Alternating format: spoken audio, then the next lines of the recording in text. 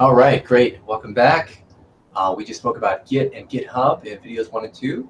Here we are in video 3. We're going to discuss automated testing and how to implement that to reduce our bug count as we collaborate in a team environment.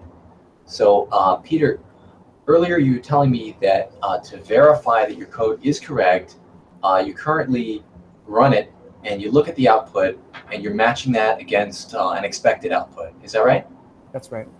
And then could you tell me, do you have maybe one particular data set that you like to test everything on, or do you end up working the code over different pieces of data and see if the results are correct, or what what does your data look like right now that you're testing against?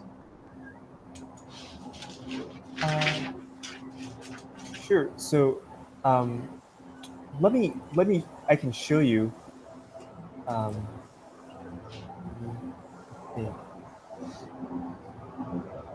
Yeah. Probably can't show you due to HIPAA concerns. But so right now I have a bunch of Excel tables basically with Okay. patient information, and then I have a bunch of images that MATLAB generates as well. Okay, those images, are these like charts, or what form? What's the content of the images?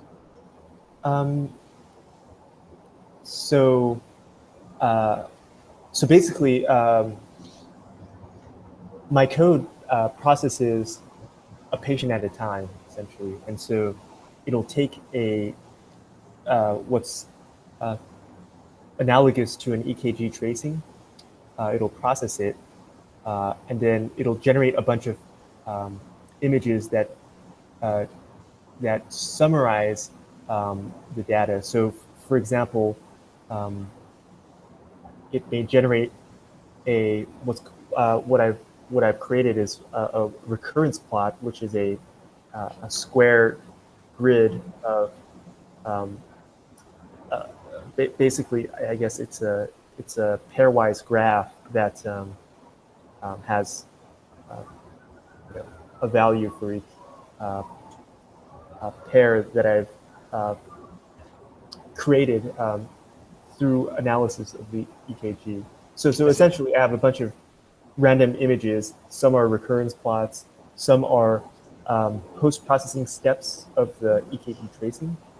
For example, I'm actually only interested in atrial activity of the heart. So I do ventricular activity subtraction. So you might see a ventricular subtracted EKG, and so forth. I correct for baseline wander, I correct for noise. So I save images of all those steps. And so the images actually are MATLAB images where it's not just an image, but I can actually even pull the data that went into making those images from that image as well. When you say pull the data, do you mean during your review step? Like these images are all generated by your program, and then you go to review correctness. Is that right? Yes. So during my review step, this is all just done manually. Yeah. But theoretically, if I wanted to, I could write further code that would take these output image files and then re-import the data that was used to generate those images. Got it. So if you were so inclined, you have access to the data used to generate these images, and so you wouldn't have to work with just the image. You work with the underlying data. That's right. If you wanted to. Is that right? Yes. Yeah. Okay, great. Yep, understood. So, so this is kind of gonna be an ongoing thing, because I want to say this. So in the case that we're implementing a very straightforward system, we can use automated testing in a very straightforward way. And I think that in your case, it sounds like your system may be a little bit more fuzzy. It may be harder to define what is correct behavior versus incorrect behavior in your case, because it sounds like there's a certain, what's the word, kind of like a tolerance there, right? Where like, if you tune the algorithm, it sounds like it may do better in some cases and worse in other cases, and it's not like you can have that one universal algorithm that does well all the time. Is that right? Yes. Okay, so I'm gonna have to do more reading to define like the exact perfect testing approach for you, but let me explain like the most mundane, simple version of automated testing, and then we can kind of speak about how that is suitable or is not suitable, and then kind of go iterate from there. to find something suitable. So the most fundamental, like, simple version of automated testing is, okay, I have a piece of code. When I run that code with these inputs, I should get this output, right? So the really, really simple version, unit testing is the square function. If I pass the square function the number 5, I should get back 25. That's like the hello world of automated testing.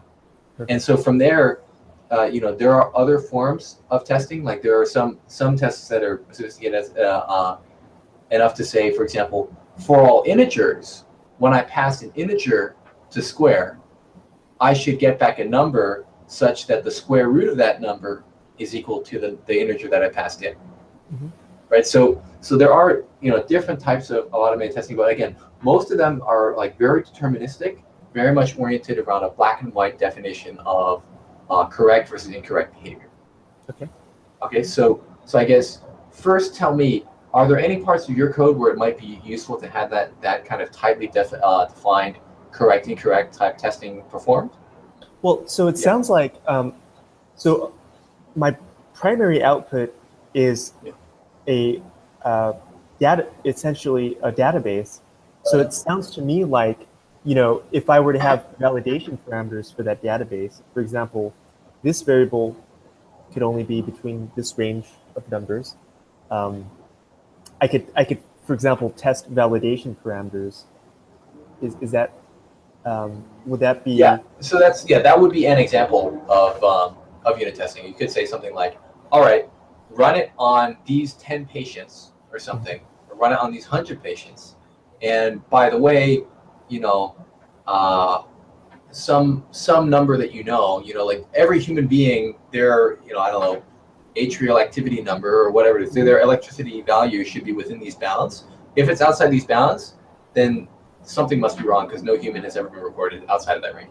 Right. So that might be a starting place for you, is to just have these kind of sanity checks to make sure that the values coming back like aren't impossible, aren't stupid. But I think it'll be harder for you to have a definitive check of yes, this is right, yes, this is wrong, or no, this is wrong. But again, something that you could set up is that anytime someone changes the code, maybe you just get that visual dump like you have right now, where maybe you still have to do a little bit of manual review. You can't have your computer say definitively, hey, his new algorithm is wrong. But maybe every time someone pushes a change, rather than you having to run the code manually, you can just get a report emailed to you. To kind of all the, there's these 10 patients, what their readings should look like. You know what I mean? And so you can just kind of get a quick bird's eye view of what it looks like. So again, these are some ideas I'm having on the fly. We might we'll need to do some deep thinking, I think, in order to define exactly what correctness is in your case. But I want to just explore this idea of how to use the computer to do some level of verification, so that isn't you just clicking around manually the whole time. Oh yeah, perfect, makes sense.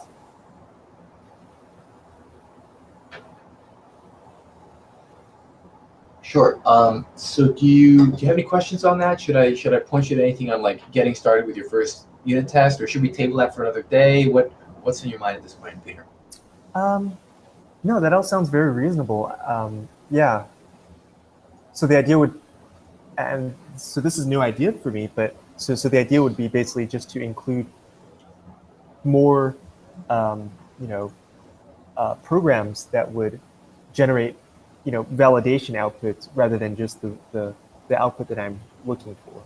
The original output that I was interested in. Something like that, yeah. Like testing is exactly like that. Like in most production systems, like Google search engine, iOS, like StarCraft, even, you're going to encounter, or like if you peek under the curtain, you're going to realize that when the developers were working on the product, they didn't just build the code that they shipped to you. They definitely built the code that shipped to you, but in building Chrome and Firefox and all these things that we use day to day, they do, the developers are going to spend a certain amount of time writing some additional code to verify correctness. Gotcha.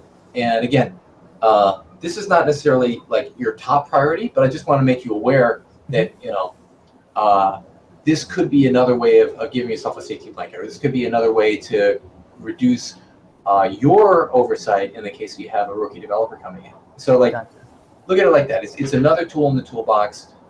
It's not the ultimate guarantee of correctness. I think that these days, human beings are the best barrier for that, the best tool. Cool. Yeah, perfect. That makes perfect sense. Great.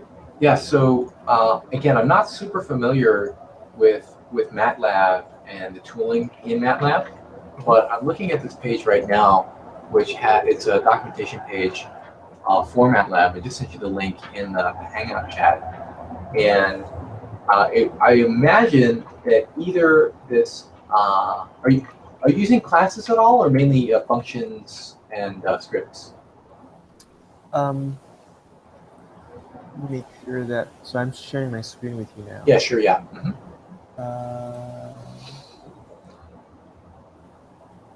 Yeah, so mainly functions and scripts. Mainly functions, yeah? Yeah, I had a feeling. So I would say, why don't you open up a tab for, I think probably script-based is going to be the best so far. And this is example on the bottom page.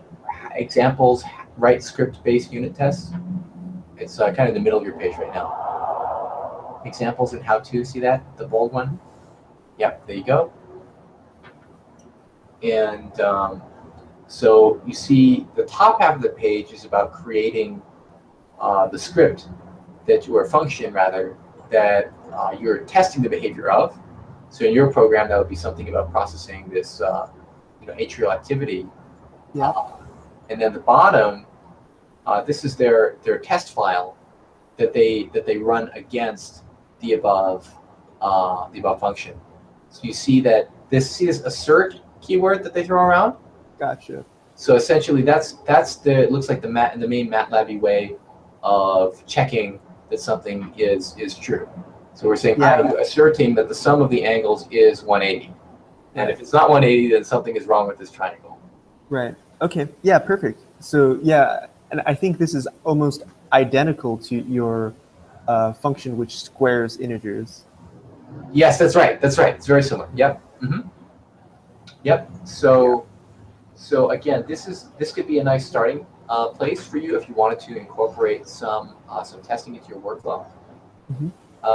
And I think I'm not gonna go the whole way. I'll introduce this concept.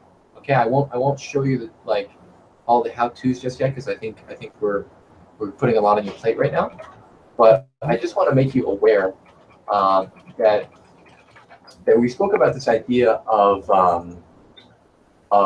perhaps you get notified every time someone makes a change to the code, and you get that report about the current report you have right now, where you check all the graphs, you check all the numbers, you see are these numbers sane, are these numbers right?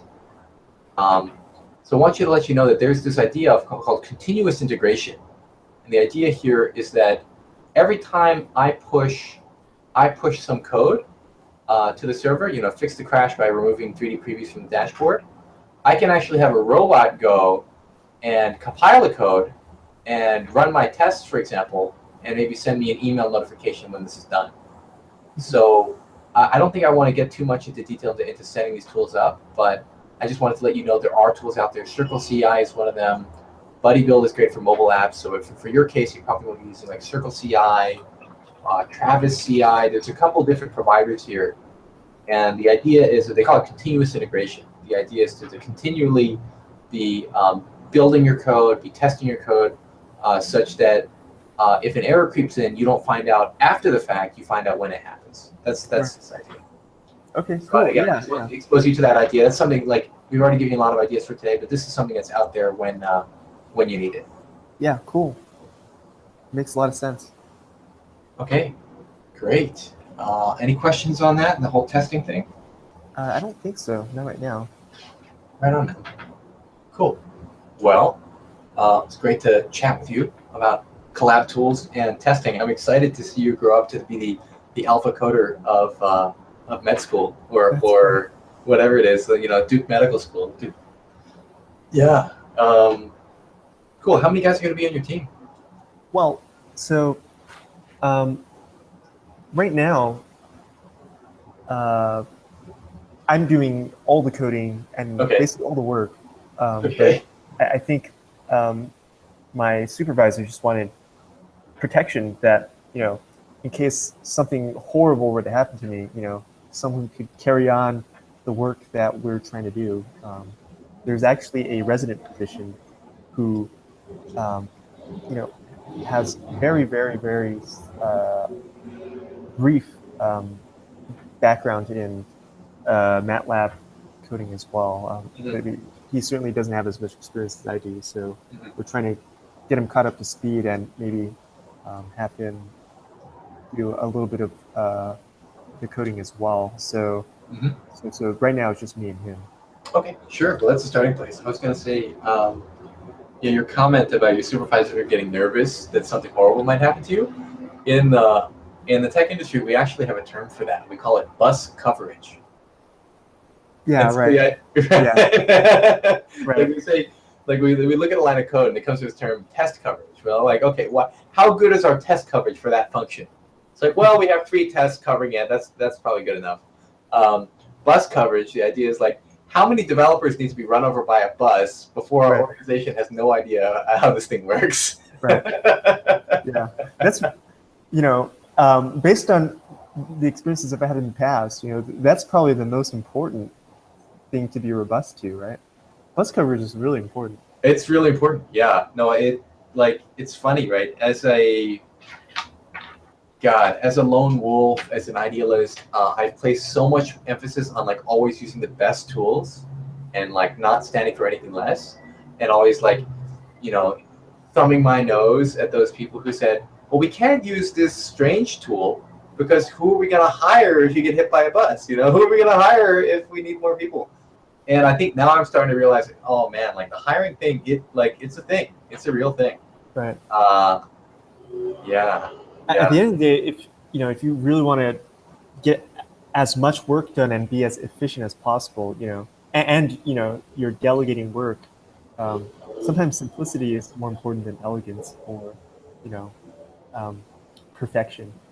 I Perfection is the enemy. totally, I totally agree. And it's Yeah. it's like it's paining me to say that, but I've been moving more and more in that direction. I mean, personally, I'll just name names.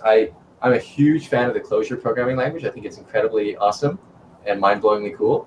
But at the end of the day, I think that like like easy accessibility to programmers, like the fact that I can just throw a rock and like hit people that know Python, like all my friends know Python, like none of my friends know Clojure. The Clojure is the weird thing, right? And I think that just that ability to get up and going with other people and like access to more open source libraries is incredibly useful. Yeah. And I guess what's funny though is that in our personal lives we're taking the other tack, right? Where rather than playing StarCraft 2, where we can easily get a game, or League of Legends, where we can easily get a game, we're insisting on playing the 1998 StarCraft Brood War. Right. Perfection. Yeah. Yeah. Yeah. And clearly, I mean, this is a universal problem. Like, I know off the top of my head that in obstetrics, C-sections used to be a lot less common. Delivery by forceps was, um, the training for that was you had to train to deliver by forceps. Otherwise, you couldn't be an obstetrician. And the outcomes among the master physicians was the same. For a lot of high risk deliveries, so for a subset of deliveries, delivery by forceps and delivery by C-section, basically the same outcome.